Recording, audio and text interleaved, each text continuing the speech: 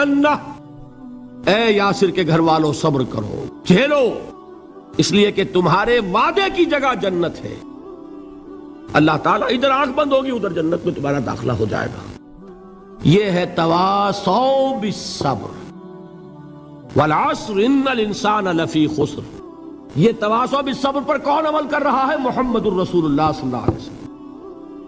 دے تو بھی محمد کی صداقت کی گواہی۔ یہ صداقت کی گواہی دیتے ہوئے انہوں نے اپنی جانیں دے دی۔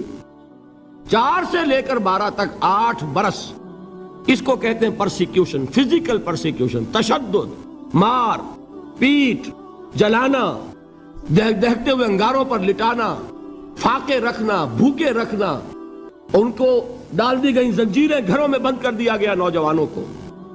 حضرت عثمان کو چچا نے ان کے ایک چٹائی کے اندر لپیٹا اور دھونی دے دی، دم گھٹ رہا ہے، جان نکل رہی ہے۔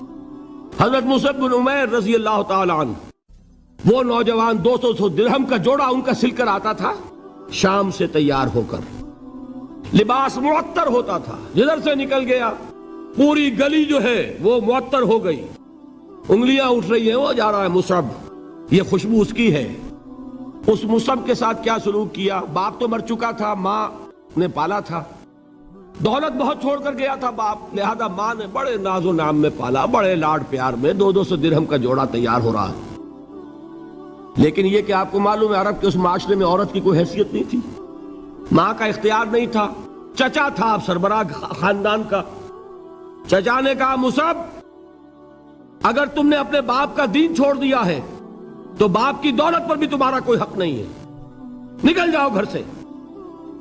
اس نے یہ سوچا تھا کہ مصعب کے ہوش ٹھکانے آ جائیں گے، دن میں تارے نظر آ جائیں گے، ناز و نام میں پلا ہوا گھر سے نکل کے جائے گا کہاں؟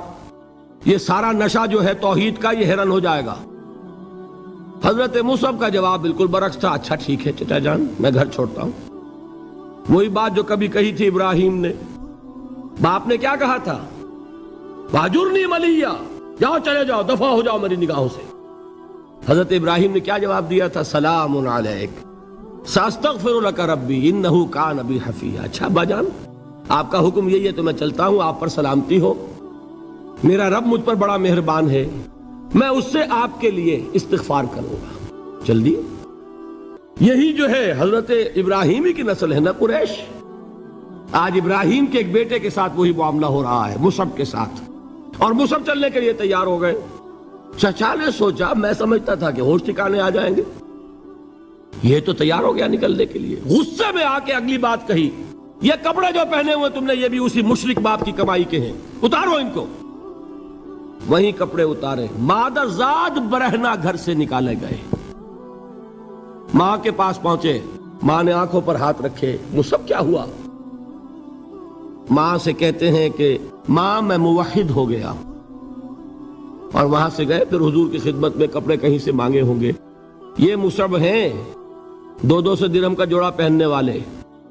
جب حضور پر مدینے کے 12 افراد ایمان لائے تھے، بیعت عقبہ اولیٰ ہوئی، انہوں نے کہا کہ حضور ہمیں کوئی شخص اپنا ایسا شاگرد دیجئے جو ہمیں قرآن پڑھا سکے۔ حضور نے حکم دیا مصعب جاؤ، اب مدینے جاؤ، یثرب جاؤ، یثرب والوں کو قرآن پڑھاؤ، انہیں تبلیغ کرو۔ مصعب گئے ہیں وہاں، 1 سال کی کمائی 75 افراد لا کر حضور کے جھولی میں اگلے سال ڈال دیے کہ حضور یہ میری 1 سال کی کمائی ہے، 72 مرد 3 عورتیں۔ بہرحال وہ مصعب بن عمیر ہیں جو غزوہ احد میں شہید ہوئے، اور جب شہید ہوئے تو ان کے جسم پر صرف ایک چادر تھی۔ یہی چیزیں ہیں اصل میں کہ جو ہمارے دلوں کو منور کرنے والی ہیں نور ایمان سے۔ وہ علم بردار تھے غزوہ احد میں، جھنڈا مسلمانوں کا ان کے پاس تھا۔ ایک ہاتھ پر ایک شانے پر وار پڑا، ہاتھ کٹ گیا، دوسرے سے تھاما، دوسرے پہ کٹ گیا، اب دونوں حصوں کے بچے ہوئے ٹکڑوں سے جھنڈے کو تھاما، گرنے نہیں دیا، یہاں تک کہ شہید ہو گئے۔ گرے ہیں تو جھنڈا گرا ہے۔ شکل میں حضور سے بہت مشابہ تھے، خبر اڑ گئی کہ محمد شہید ہو گئے صلی اللہ علیہ وسلم۔ یہ مصعب بن عمیر کا واقعہ ہے۔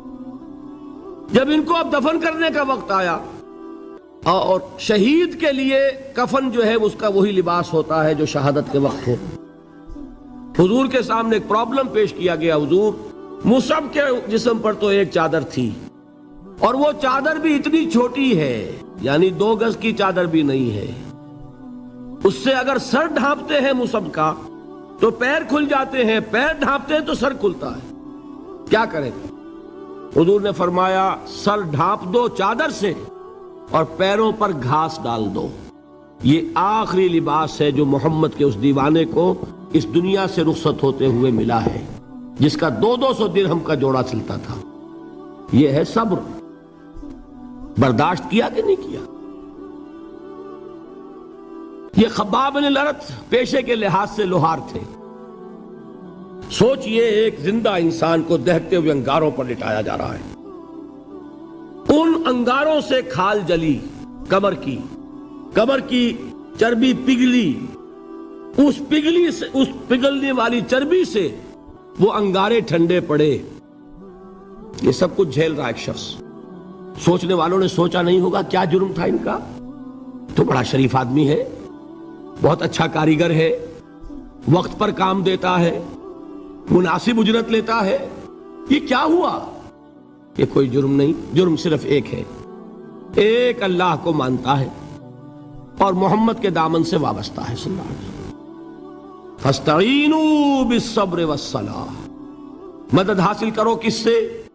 صبر سے اور نماز سے۔ ان اللہ مع الصابرین، جان لو کہ اللہ تعالیٰ صبر کرنے والوں کے ساتھ ہے۔ ولا تقولوا لمن يقتل في سبيل الله اموات، اور ہرگز نہ کہو اسے جو اللہ کی راہ میں قتل ہو جائے کہ وہ مردہ ہے، بل احیاء ولکن لا تشعرون، نہیں، وہ زندہ ہے لیکن تمہیں ان کا شعور نہیں ہے۔ اور سنیے اب یہ آیت اہم ترین ہے صبر کے موضوع پر۔ وَلَنَبْلُوَنَّكُمْ بِشَيْءٍ مِّنَ الْخَوْفِ وَالْجُوعِ وَنَقْصٍ مِّنَ الْأَمْوَالِ وَالْأَنفُسِ وَالثَّمَرَاتِ وَبَشِّرِ الصَّابِرِينَ، اور دیکھو ہم تمہیں آزمائیں گے، وَلَنَبْلُوَنَّكُمْ، ہم لازماً آزمائیں گے تمہیں، بِشَيْءٍ مِّنَ الْخَوْفِ، خوف کی کیفیت طاری کر کے، والجوع، بھوک، فقر اور فاقہ،